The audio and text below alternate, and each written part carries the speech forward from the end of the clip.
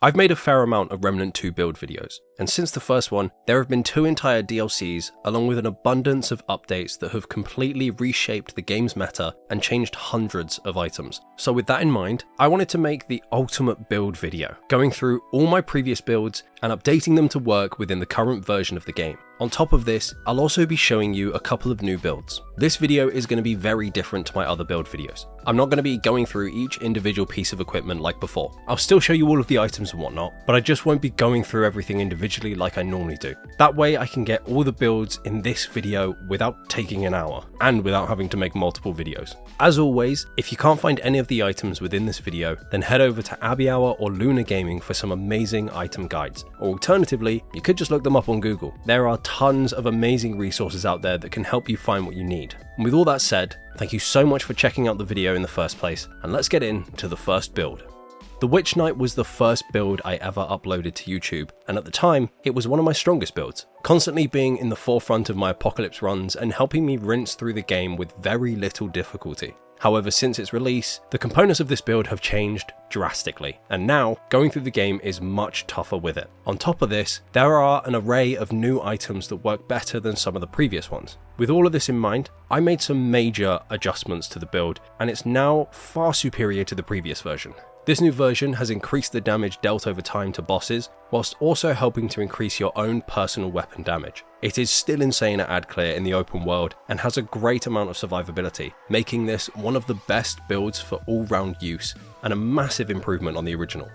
After the Witch Knight, I released the Palpatine. This was massively centered around using Havoc, and whilst it was super powerful back then, the ability has gone through such a wide variety of changes that its damage has gone down a lot more, and the maximum amount you can get from it is pretty poor now. The updated version of this build has brought back most of the damage for Havoc, making it feel more useful than it has in previous patches. This build still remains as one of my favourites to use for boss fights, provided they don't have elemental resist, although with this build, the damage is still impressive even if the boss has resistance. The weapon damage and mods also allow for some great ad clear when going around the open world. And with Invoker's Prime perk, we gain 2 charges for Havoc, meaning we can double our total output in any boss fight, along with having a fast recharge for both skills. This build is great for anyone who loves to blitz through boss rush, like the ultimate Sith Lord.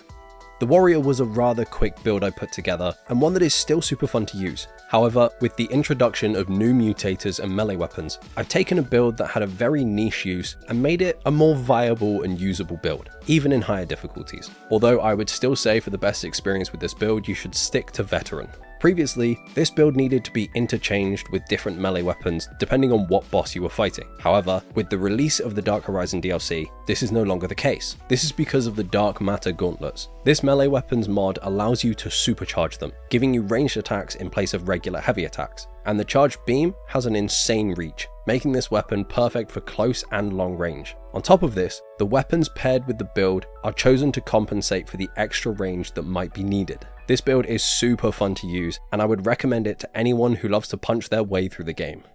The Thunder Witch was primarily focused on continuous elemental damage and infinite critical hits with weapons, and the updated version sticks to this. However, the damage is a lot more impressive and can absolutely melt through bosses. The ad clear potential with this build is also insane due to Miasma, and Invoker's Prime perk gives us 2 charges to use. This build is still highly satisfying to use for the insane amount of critical hits you gain from it. The best part about this build is that it's super versatile and can be used in every instance of the game, making it one of the stronger builds I've done.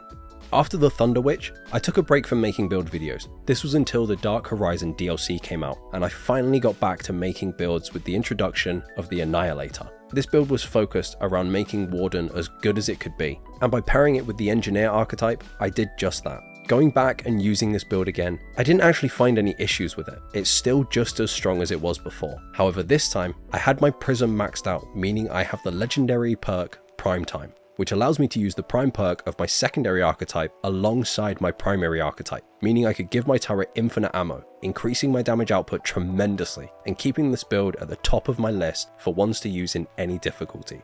After the Annihilator, I then created one of my greatest builds to date with the Ashmaker, a build that focuses solely on explosive damage and turning everything you see into a pile of smoking ash. This build is just as strong as when I created it, and so this also hasn't had any changes to it. The build still destroys any boss you go against and cleans up the open world sections with no effort required. This build is my favourite to use and can be super powerful in any difficulty, with a great amount of survivability along with a ridiculous amount of overall damage. The Ashmaker was the final build I released. However, there were 2 builds that I had which never made it into a video for several reasons, but with this video, I thought it would be the perfect time to introduce them and add a little more than just an update to my old builds. The first build is the Mitigator. The primary focus is to mitigate as much damage as possible, giving you insane survivability at the cost of weapon damage. This build makes you practically invulnerable to all damage thrown your way. Whilst you don't deal a lot of damage with this build, you can negate so much damage for both yourself and any teammates you have, and with it, you'll be the ultimate supporter. Having the summons with you and any teammates, you'll never run out of heals, as you'll be supporting so much that your relic meter will be constantly filling up. Whilst you can use this in single player, I would usually use this in multiplayer to help support the other players as they deal the majority of damage with whatever builds they have. This build is extremely powerful in any and all difficulty levels, and is the perfect choice if you want to negate as much damage as possible. You could also use the Leto armor to increase your damage negation, but it's really not necessary, as you can see from the gameplay in the background. The final build is the Saviour, a build that focuses around using the corrupted variant of the weapon Saviour. This weapon has become one of my favourites to use in the entire game, and I wanted to make a build that highly focused around this weapon, increasing its damage output to make it melt through bosses' health bars. This build has some insane mod duration and is useful in both the open world and boss fights. The survivability of this build is also pretty crazy, with a decent amount of health regeneration alongside some decent lifesteal, which will help to keep you alive during any boss fight. This build is super fun to use and can deal some insane damage, even allowing you to get some 15,000 damage shots with Corrupted Saviour's mod. The overtime damage is also a huge benefit with this build, and it's definitely one of my top 3 builds to use in any run. And with that, we've reached the end of the builds.